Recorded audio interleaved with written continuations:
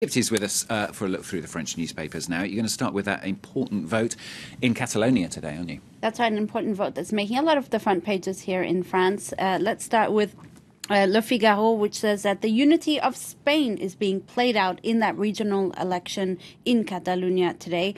L'Humanité, the left-wing, the communist paper, meanwhile, says, is wondering rather, when the vote and its results will actually push Catalonia and Spain finally to dialogue. Will it actually push them to dialogue? Well, that remains to be seen. While Libération, the left-leaning paper, says we're off again for another round of voting.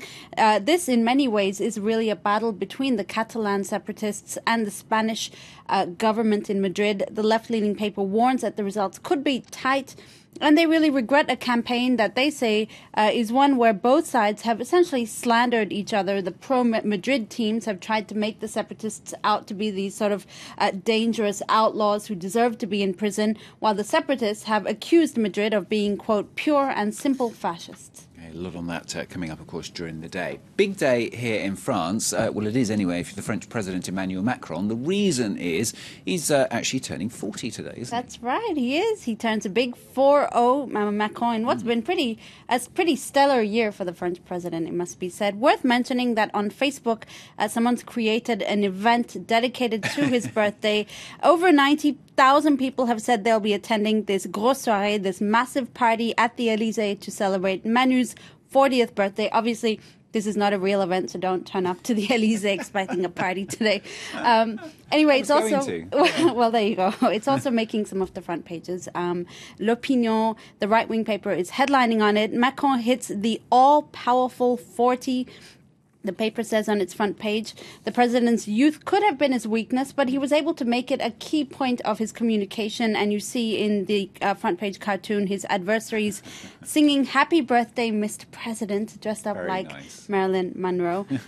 L'Opinion on this occasion have asked 40 French personalities what they would give Macron as a birthday gift. Now, Margaret Vestager, the head of the EU's anti-competition watchdog, says she loves knitting and would love to knit him a female elephant in the colors of France and Europe. This is very corny, because female elephants are friendly with their entourage, but also know how to stay strong when they're alone. And she says this really represents Macron. Okay. Nice idea. A French businessman has said he'd give Macron a Rubik's Cube, which is perfect for somebody who doesn't sleep a lot. Okay, very nice ideas. Wonder what we'd give him.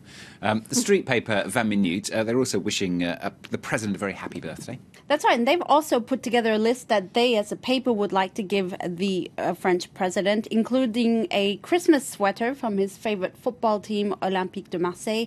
They've also offered to give him a weekend camping trip to help diffuse tensions over his birthday party in a French castle. They said maybe a camping trip might be more palatable for French voters. Someone else has offered a hoverboard, since we know that the president's super active and likes to walk fast. Well, they said maybe this will help him get to his meetings even quicker.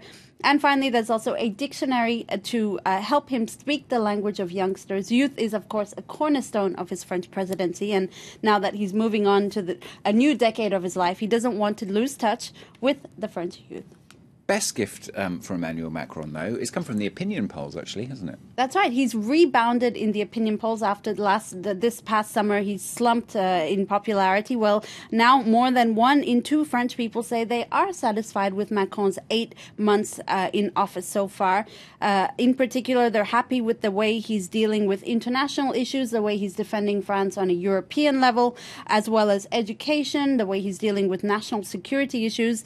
People are unhappy, though, with his domestic politics, in particular things like the economy, social issues, that kind of thing.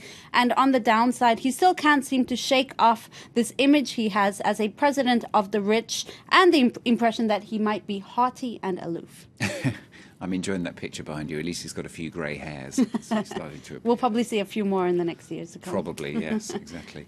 Now, on the note of gifts, we're going to end with a story from Lubs about the dilemma that many parents face each Christmas. Well, that dilemma is how to explain the presence or not of Santa Claus to your kids? Well, Lobs explains that in their desire to keep their kids happy, parents make up 8 types of different liars. You have the parents who actually tell the truth, so they're not really liars. Yeah. You have the ones who avoid telling the truth by using distraction. You have parents who lie against their will because society imposes it on their kids.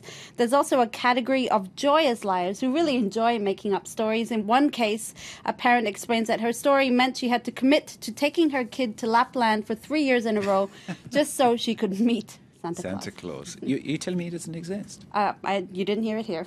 No comment. Thanks a lot, Tipsy. Tipsy with the papers on France 24. More news, a couple of seconds' time.